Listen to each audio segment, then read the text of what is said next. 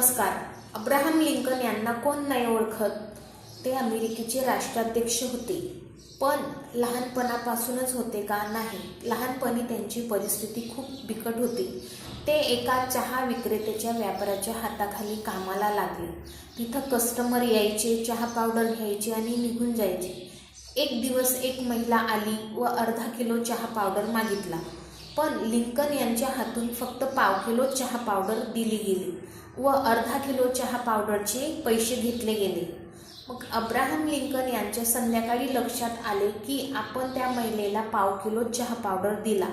मग दुसऱ्या दिवशी त्या महिलेच्या घरी जाऊन घडलेला प्रकार सांगितला व माफी मागितली व पाव किलो चहा पावडरसुद्धा दिली. त्या महिलेने त्याच्या प्रामाणिकपणाचा खूप आदर केला.